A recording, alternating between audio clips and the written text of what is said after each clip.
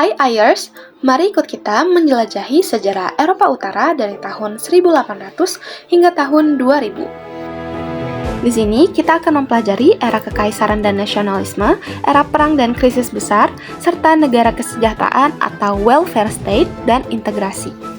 Kawasan Eropa Utara secara umum meliputi negara Nordik dan negara Baltik, yang mana negara Nordik terdiri dari Denmark, Finlandia, Islandia, Norwegia, dan Swedia.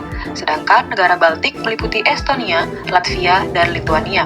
Selain itu, beberapa wilayah otonom seperti Kepulauan Faroe yang merupakan bagian dari Denmark, kemudian Åland bagian dari Finlandia, Svalbard dan Jan Mayen merupakan bagian dari Norwegia, serta Britania Raya dan Republik Irlandia sering dimasukkan dalam kawasan Eropa Utara menurut klasifikasi statistik PBB. Masuk dalam sejarah kawasan Eropa Utara pada 1800 hingga 1914, Uni Swedia, Norwegia terbentuk setelah Kongres Wina 1814 saat Denmark menyerahkan Norwegia kepada Swedia sebagai imbalan atas jasa Swedia melawan Napoleon. Uni ini berlangsung hingga 1905 ketika Norwegia memisahkan diri secara damai dari Swedia dan menjadi negara merdeka. Denmark-Norway berpisah pada 1814 setelah Kongres Wina juga, menandai berakhirnya kekuasaan Denmark atas Norwegia yang berlangsung lebih dari 400 tahun. Norwegia kemudian bergabung dalam Uni Swedia, sementara Denmark tetap sebagai negara terpisah. Finlandia menjadi Grand Duchy di bawah Kekaisaran Rusia sejak 1809.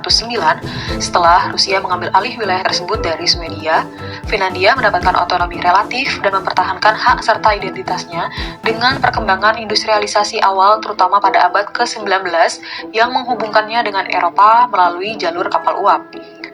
Kemudian, industrialisasi di Swedia dan Finlandia mulai berkembang pesat pada abad ke-19 dengan pertumbuhan industri berat dan manufaktur, serta pengembangan infrastruktur transportasi dan komunikasi. Kebangkitan identitas nasional di wilayah Baltik termasuk di Finlandia dan kawasan sekitar didorong oleh kebangkitan budaya dan sastra nasional seperti karya-karya yang menanamkan rasa kebanggaan lokal dan otonomi politik yang mulai tumbuh pada masa itu. Reformasi demokrasi terjadi di Denmark dan Swedia selama abad ke-19 dan awal abad ke-20 dengan peningkatan partisipasi politik rakyat, pembentukan parlemen yang lebih representatif, dan pengurangan kekuasaan monarki absolut yang menandai pergeseran menuju sistem demokrasi modern.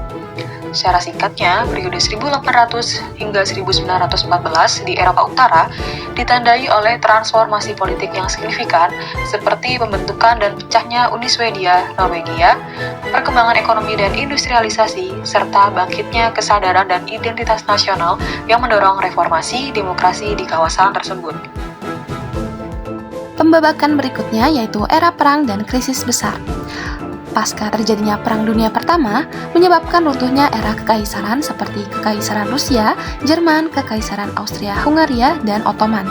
Namun yang paling berdampak krusial bagi wilayah Eropa Utara yaitu runtuhnya Kekaisaran Rusia serta terjadinya revolusi Bolshevik yang membuat Finlandia mendeklarasikan kemerdekaannya pada tanggal 6 Desember 1917. Namun pada awal kemerdekaan tersebut disusul oleh Perang Saudara pada tahun 1918 yang berkonflik antara kubu putih sebagai kelompok nasionalis konservatif yang didukung oleh Jerman dan kubu merah sebagai kelompok sosialis yang didukung oleh Uni Soviet. Akhirnya, perang dimenangkan oleh kubu konservatif dan mengarahkan Finlandia yang condong ke arah barat. Di sisi lain, negara Swedia, Norwegia, Denmark, dan Islandia menegaskan strategi netralitas sehingga relatif aman dibandingkan dengan negara di Eropa Tengah, meskipun tetap terdampak pada sektor ekonomi negara. Sementara, negara-negara Baltik yaitu Estonia, Latvia, dan Lithuania yang sebelumnya merupakan bagian dari Kekaisaran Rusia juga merdeka pada tahun 1918 setelah Perang Kemerdekaan melawan Jerman dan Soviet. Negara Baltik juga menghadapi kekacauan sistem moneter akibat dari banyaknya mata uang yang beredar. Selanjutnya yaitu periode antar perang. Negara Nordik juga ikut terdampak dari adanya depresi besar yang memukul ekonomi berbasis ekspor sumber daya seperti kayu, kertas, dan pertanian. Swedia merespon kondisi ini dengan menerapkan kebijakan sosial demokrat yang menjadi cikal bakal kebijakan welfare state. Selain itu, negara Nordik melakukan penguatan strategi netralitas untuk menjaga jarak dari konflik besar serta mengembangkan jaringan akademik, diplomasi, institusi sosial, dan kerjasama lintas batas.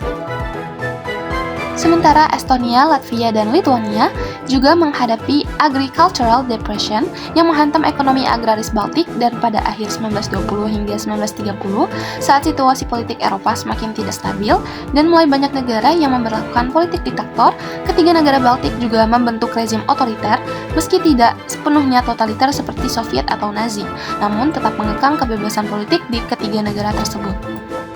Periode selanjutnya yaitu periode Perang Dunia Kedua. Finlandia berperang melawan Uni Soviet dalam Winter War tahun 1939 hingga 1940 yang mengakibatkan kehilangan wilayah Karelia. Kemudian kembali berperang di Continuation War untuk melawan Uni Soviet dan bersekutu sementara dengan Jerman tahun 1941 hingga 1944. Kemudian terlibat dalam perang kembali yaitu Perang Laplandia tahun 1944 hingga 1945 yang berkonflik dengan Jerman. Sementara Denmark dan Norwegia diinvasi Jerman tahun 1940. Kemudian Swedia tetap menjalankan strategi netralitasnya untuk menghindari invasi Jerman, Inggris, atau Rusia, tetapi melakukan ekspor biji besi ke Jerman dan mengizinkan Jerman menggunakan sistem kereta api, namun tetap menolak berteman secara terbuka dengan Jerman. Kemudian di Islandia, awalnya pada tahun 1939 hingga 1940, Islandia masih berada di dalam union dengan Denmark. Kemudian pada 1940, Inggris melancarkan Operation Fort dan menduduki Islandia untuk menghindari pangkalan militer Nazi. Kemudian pada 1941 hingga 1944, setelah Amerika Serikat ikut bergabung dalam perang, mengambil alih pendudukan dari Inggris. Pendudukan tersebut membawa pembangunan infrastruktur dan perubahan ekonomi. Kemudian Islandia memutuskan hubungan union dengan Denmark dan akhirnya memproklamasikan diri sebagai republik pada tahun 1944. Sementara pada negara-negara Baltik, pada tahun 1939, Fakta Molotov-Ribbentrop antara Nazi Jerman dan Uni Soviet membagi Polandia dan menyerahkan Baltik ke Soviet. Kemudian, pada tahun 1940 hingga 1941, Uni Soviet menganeksasi Baltik dengan mendeportasi ribuan warga sipil ke Serbia. Selanjutnya, pada 1941 hingga 1944, Nazi Jerman menduduki Baltik setelah menyerang Uni Soviet dan wilayah Baltik turut menjadi korban Holocaust. Tahun 1944 hingga 1945, wilayah Baltik kembali dianeksasi oleh Uni Soviet. Selanjutnya, era welfare state dan integrasi. Pasca Perang Dunia Kedua, kondisi negara-negara Eropa Utara sangat berbeda. Denmark dan Norwegia fokus pada rekonstruksi cepat, sementara Swedia tetap stabil karena netral selama perang. Finlandia menjaga netralitas namun berada di bawah tekanan politik Soviet yang disebut Finlandization. Negara-negara Baltik, Estonia, Latvia, dan Lithuania berada di bawah pendudukan Soviet dan mengalami rasifikasi. Islandia menjadi negara strategis di Atlantik Utara. Pada periode ini, negara-negara Nordik membangun welfare state yang kuat dengan layanan kesehatan dan pendidikan gratis serta pajak tinggi untuk pemerataan. Kerjasama regional juga berkembang lewat Nordic Council dan Nordic Passport Union. Secara ekonomi, mereka menghadapi dampak krisis minyak 1973, namun penemuan minyak dan gas laut utara membantu Norwegia dan Denmark tumbuh pesat. Dalam politik internasional, Denmark, Norwegia, dan Islandia bergabung dengan NATO, sementara Swedia tetap netral tetapi bekerja sama dengan intelijen AS. Finlandia mempertahankan posisi netral yang cenderung pro-Soviet. Islandia juga terlibat dalam Cold Wars melawan Inggris untuk memperluas wilayah perikanannya hingga 200 mil. Baltik di bawah Soviet. Selama pendudukan Soviet, negara-negara Baltik mengalami deportasi, rasifikasi, dan penindasan budaya. Meski begitu, muncul perlawanan seperti Forest Brothers. Pada akhir 1980-an, gerakan rakyat seperti Singing Revolution, Sejudis, dan aksi Baltic Way menjadi kunci menuju kemerdekaan mereka pada tahun 1991.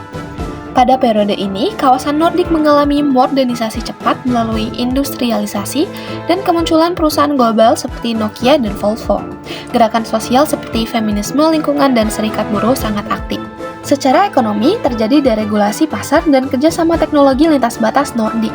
Setelah runtuhnya Soviet, Estonia, Latvia, dan Lithuania merdeka pada 1991 dan mengadopsi demokrasi serta ekonomi pasar.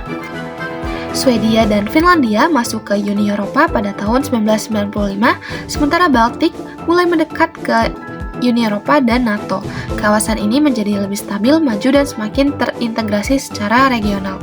Secara keseluruhan, negara-negara Nordik berhasil membangun welfare state yang kuat, sementara Finlandia dan Baltik berada dalam pengaruh Soviet selama Perang Dingin.